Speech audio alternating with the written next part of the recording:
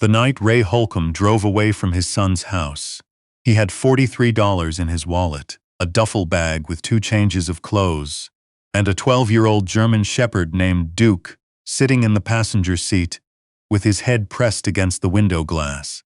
That was all. Ray was 64 years old. He had served 2 tours in Vietnam, come home in one piece, raised 3 children, buried a wife, and spent 31 years working maintenance at a paper mill in Bangor, Maine. He had done everything a man was supposed to do, and on a gray Tuesday in October, his son Brett had stood at the front door of a house Ray had helped pay for and told him that things weren't working out. That was the phrase he used. Things aren't working out. Like Ray was a subscription service that hadn't delivered. Brett's wife, Carla, hadn't come to the door. Ray had heard her in the kitchen, the sound of a cabinet closing, the faucet running. Normal sounds, like nothing was happening.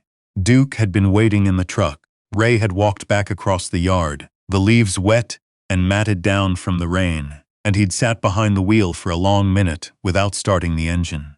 Duke had put his head in Ray's lap. That was it. No words, because there were none. Just the dog's weight against him, steady and warm. Ray had moved in with Brett 8 months earlier, after his apartment lease had ended and the next place fell through. He wasn't supposed to stay long, but his knee had been giving him trouble, and the job he'd lined up in Lewiston hadn't panned out, and the months had stretched. He had tried to be useful. He fixed the gutters. He watched the grandkids twice a week. He stayed out of the way. Apparently, it hadn't been enough. He drove north because he didn't know where else to go. He had a cousin in Presque Isle, but they hadn't spoken in 6 years over something neither of them could fully remember anymore. He had a friend from the service, a man named Decker, who lived somewhere outside of Caribou. But the last phone number Ray had for him went to a disconnected line. So he drove, and Duke rode beside him, and the highway got quieter and the trees got taller, and the sky turned the color of old pewter. He stopped at a gas station outside of Millinocket, filled the tank, bought 2 hot dogs from the roller rack, gave one to Duke. The woman behind the counter looked at him the way people look at someone who seems like he's been crying, but you're not sure, and you don't want to ask. Ray hadn't been crying. He just looked that way sometimes now. He had about $60 of gas left in the tank, which would get him another 150 miles if he was careful. After that, he wasn't sure. He had $412 in a checking account and a debit card that sometimes worked and sometimes didn't, depending on what the bank's system was doing. He had no credit cards. He had a folded AAA card in his wallet that had expired in 2019. He had Duke's food in the back, enough for about a week if he portioned it right. He drove until the sky went dark and his eyes started to blur at the edges. Then he pulled off on a dirt road somewhere north of Patton and parked under a stand of birch trees. Duke curled up across the back seat. Ray tilted his seat back as far as it would go and stared at the headliner and listened to the wind moving through the trees above him. He slept in patches. 3 hours, maybe. Then he woke up and it was raining again, softly, and Duke was standing outside the truck, doing his business in the weeds at the edge of the road, and the world smelled like wet pine and cold earth. Ray got out and stretched. His knee clicked when he straightened. The road was empty in both directions. The trees were thick on either side, the birches pale in the early light. He had no plan, that was the truth of it. He had no plan and no destination and no one expecting him anywhere. Duke finished in the weeds and trotted back and sat at Ray's feet, looking up at him with those steady amber eyes. The dog was gray around the muzzle now. His hips bothered him on cold mornings, same as Ray's knee. They had been keeping each other company through their various slow deteriorations for 12 years, and neither of them seemed inclined to stop. "Okay," Ray said, "let's figure something out." He drove further up the dirt road, which turned out to be an old logging track that wound through the trees for about 2 miles before ending in a clearing. There was no gate, no sign, nothing indicating it was private land. The clearing was rough, the ground uneven, the grass yellowed and overgrown. On the far side of the clearing, through a break in the tree line, Ray could see the land rising toward a ridge. He parked and let Duke out and walked the clearing while the morning came in around him. The air was cold enough to see his breath. His jacket was not quite warm enough for this temperature, but it was the jacket he had, so it would have to do. Duke ranged ahead of him, nose working, following trails that Ray couldn't see. The dog was slower than he used to be, but his nose had never failed him.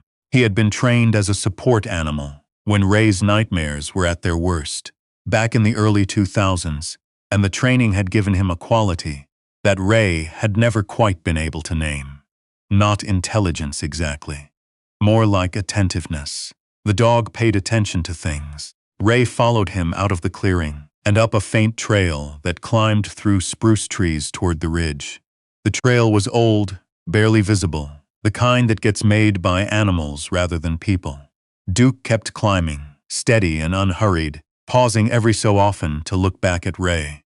The ridge was not as far as it looked. When Ray reached the top, breathing harder than he would have liked, he stood and looked out over a long slope of forest falling away to the northeast, the trees broken here and there by gray outcroppings of granite. The sky was still overcast, but the rain had stopped, and there was something clean and empty about the view that felt for a moment like relief. Duke wasn't looking at the view. He was standing 20 feet away, at the top of the ridge, staring at something on the other side. Ray walked over and looked. The slope went down more gradually on this side, and maybe 300 yards below, partially hidden by a growth of young birches, there was a structure. Stone walls, still standing. A roof of some kind, partially collapsed but not entirely. The shape of a door opening, dark inside. Ray stood and looked at it for a long moment. He had no way of knowing how old it was. Old enough that the trees around it had grown up tall, which meant decades at least. Old enough that the walls had that particular dark color that granite gets when it's been wet through 100 winters. It was not large. A single room, maybe two if the interior was divided. Duke had already started down the slope.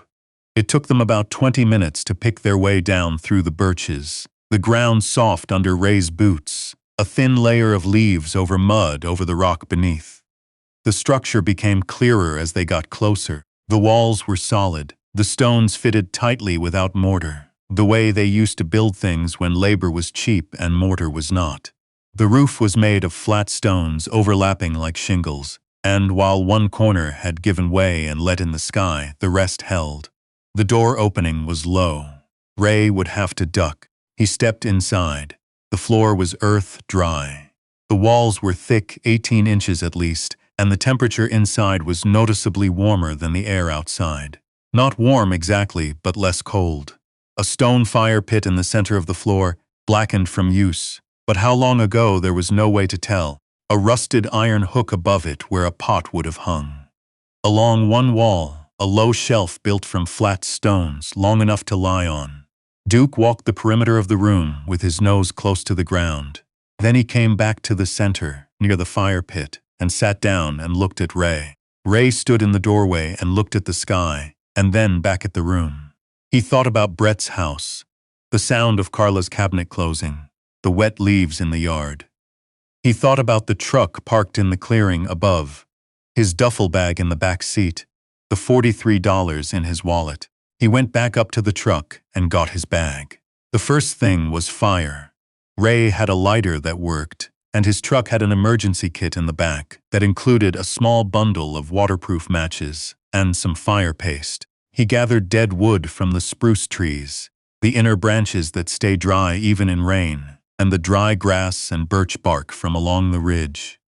He built a small fire in the pit and got it going. The smoke rose through the collapsed corner of the roof, drafting up and out, and the air in the room shifted from cold to merely cool. He had food for 2 days if he was careful. An emergency bag of beef jerky, some crackers, a tin of sardines he had bought at the gas station. He ate some of the crackers and gave Duke a portion of his kibble, using the lid of the duffel bag as a bowl. He had water, for now, from a narrow creek he'd crossed on the way down the slope. It ran clear over smooth stones, and he filled his water bottle and trusted that it was clean. The roof held. The fire held. Duke slept near the pit, his breathing slow and even. Ray sat with his back against the wall and felt the strangeness of the situation settle over him. He had slept in worse conditions in Quang Tri province, 50-some years ago. He had slept in mud, in rain, in heat so thick it felt like cloth against his face. This was a dry room with a fire and a dog, which was, in measurable terms, better than certain periods of his military service. He did not feel grateful, exactly.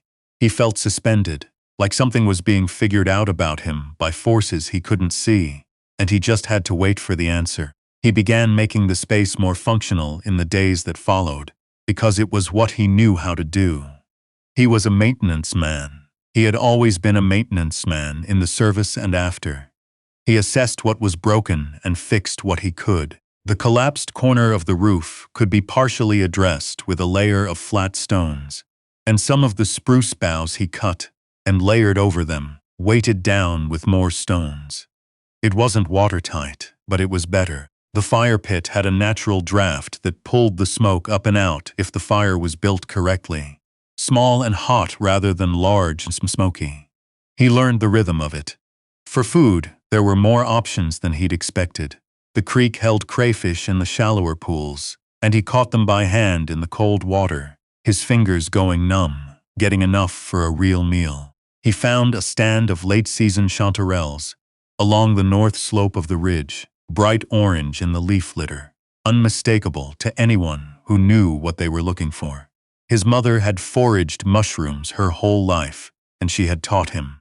He had not thought about that knowledge in 40 years, but it came back. Duke covered ground during the day, ranging wider as his hips warmed up and the morning cold receded. He brought back nothing, which was fine. He was a companion, not a hunter. What he did was stay close to Ray in the evenings, pressed against his side when the temperature dropped, and that was its own kind of provision. Ray did not know how long he intended to stay. He thought about that sometimes, sitting by the fire. He was 64 years old, living in an abandoned stone building in the woods north of Patten, Maine, with a 12-year-old German shepherd and a couple days of food. By any reasonable accounting, this was not a good situation. He knew it was not a good situation. But there was something about the particular quality of the silence. Here, the way the trees held the wind, the way the fire sounded against the stone walls, that made it difficult to feel the urgency he knew he should feel. He had felt urgent for most of his adult life, urgent in the service, where urgency kept you alive. Urgent raising 3 kids alone after Karen died, because there was always something that needed doing. Urgent at the mill, where the machines broke down constantly, and a man who moved slowly cost the company money. 64 years of urgency. This was something different. He slept better than he had in months. On the 4th day, Duke started acting strange. Ray had come to read the dog's behavior the way you read weather. Certain postures meant certain things. Ears forward and tail still meant attention. Ears back meant uncertainty. The low grumble that lived deep in his chest meant something that required investigation. That afternoon, Duke had left the area around the structure and walked about 60 yards north along the base of the ridge. He had done this twice, stopping at the same spot, standing very still, then coming back. Ray had watched him the second time, and when Duke looked back over his shoulder in that particular way, Ray understood that he was being invited to follow. He followed. The spot Duke had been visiting was an area of jumbled granite at the base of the ridge, a place where a large section of the hillside had given way at some point and tumbled down in a confusion of boulders and fractured stone. Duke led him to a section where 2 large boulders leaned against each other, and in the shadow between them there was a gap in the earth. Not a crack in the rock, but a hole about 2 feet across, slanting down into darkness at an angle. Ray crouched and looked into it. Cold air breathed up from below. He found a stick and dropped it in. It fell for longer than he expected. He sat back on his heels and looked at Duke. Duke sat at the edge of the hole and looked back at him. Ray went back to the structure and got his truck keys. The truck had a small flashlight in the emergency kit. He brought it back and clicked it on and pointed it into the hole. The beam went down about 8 feet to a floor of earth and stone.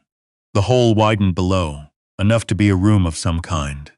Ray could see the edge of a wall. He lowered himself in carefully, favoring his bad knee, and dropped the last 2 feet to the floor below.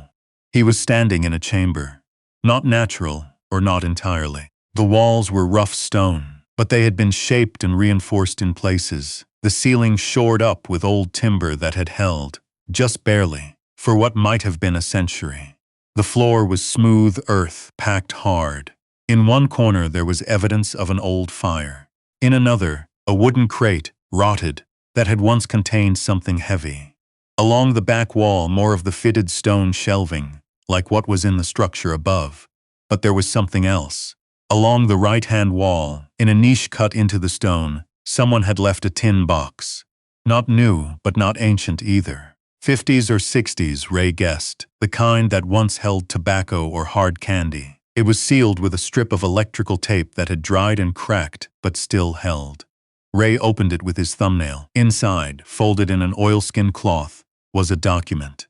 A land deed, handwritten, dated 1947. The name on the deed was not legible.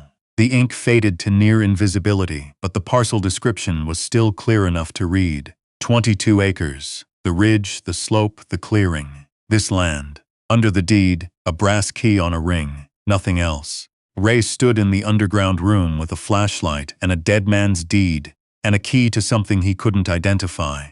And the silence down there was of a different quality than the silence above.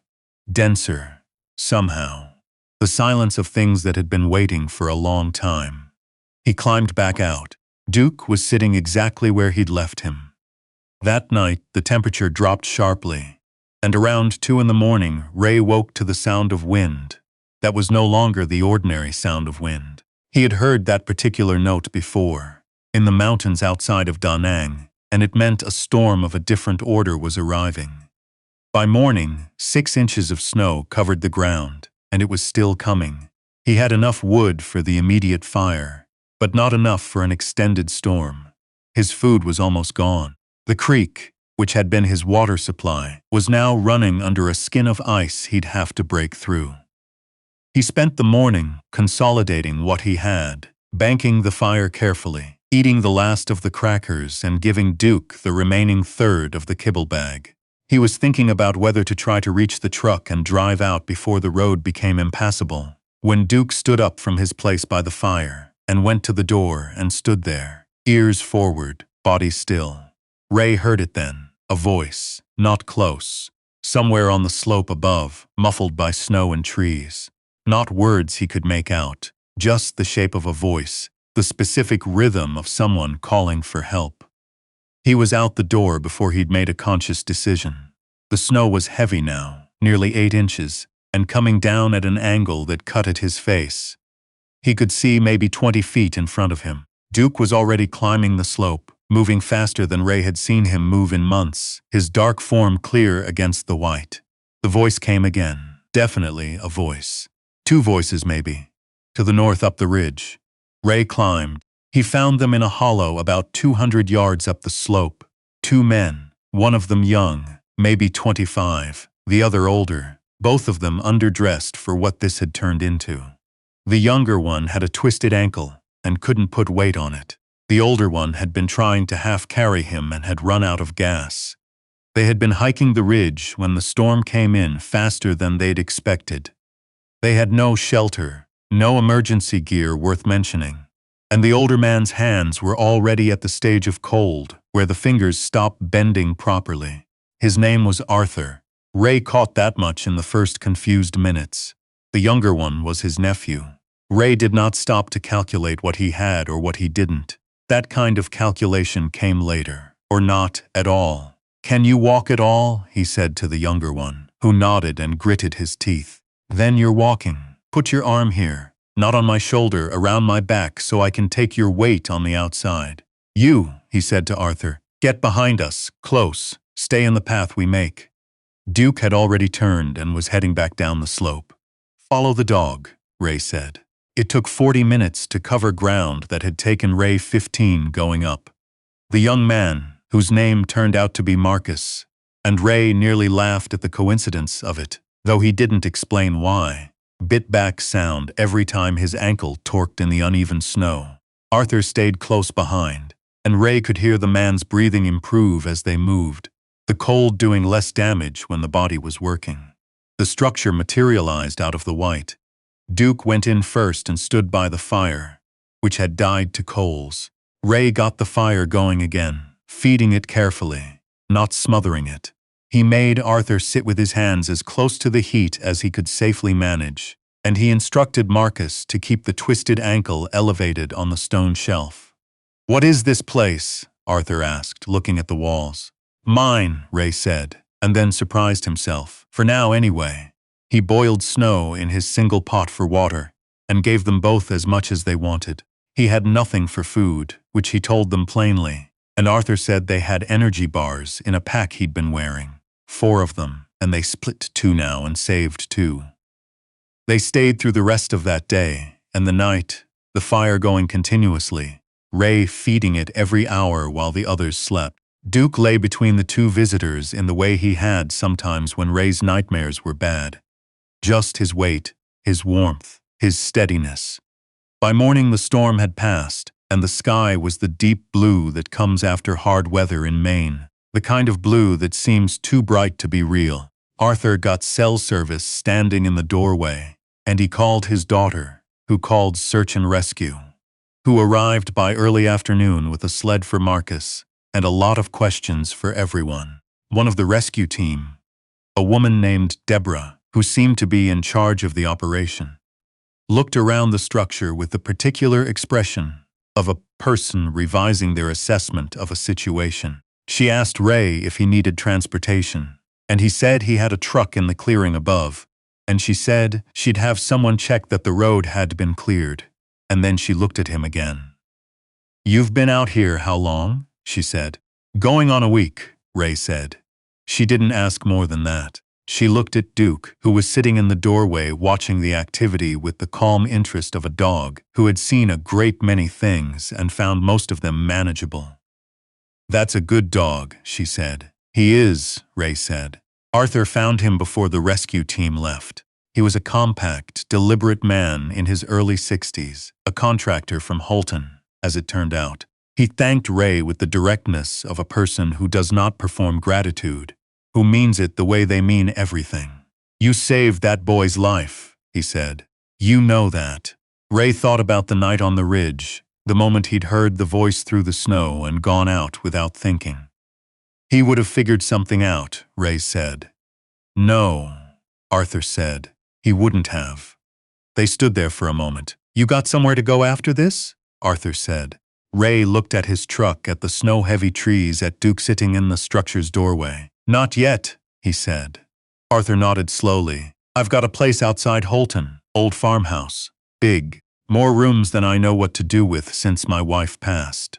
He reached into his jacket and produced a card and held it out to Ray. "You don't have to, but the offer's there." Ray took the card and held it without looking at it. "Why?" he said. Arthur looked at him steadily. "Because a man who walks into a blizzard for 2 strangers deserves better than a parking lot." Ray was quiet for a moment. "I'll think on it," he said. Arthur nodded once and walked away to where his nephew was being loaded onto the rescue sled. That night, Ray stayed in the structure one more time. He got the fire going and cooked the last 2 energy bars, melting them into something warm in the pot, more ritual than cooking. Duke lay beside him, the old dog's breathing deep and slow. Ray looked at the walls, the fitted stone, the fire throwing its light into the corners of the room. He thought about the deed in the tin box, the key on the ring. He thought about the man who had built this place, whoever he was, a century ago or more, fitting stone to stone in the Maine woods for reasons nobody living would ever fully know. He had built it well. It had held. Ray thought about his knee, his nearly empty wallet, his son's house, Carla's cabinet closing in the kitchen like punctuation at the end of a sentence. He thought about Duke, the dog's head pressed against the truck window in the dark outside Brett's house, steady and warm. He pulled the card out of his pocket and looked at it in the firelight. Arthur's name, a Holton address, a phone number. In the morning, Ray banked the fire carefully so the coals would last as long as possible. He folded his duffel bag and put it over his shoulder. He stood in the doorway and looked back at the room one last time. The stone shelf, the fire pit, the low ceiling that had kept the rain out through 100 winters and 8 more days of his. Duke walked out ahead of him and started up the slope toward the truck without waiting to be told. Ray followed his dog up through the bright white morning, the snow still clean and unmarked around them, his boots breaking through the crust with each step. The sound of it the only sound for as far as he could hear. At the top of the ridge he stopped and looked back at the birches on the slope below, the structure invisible from here, hidden by the trees. He had not asked for any of this.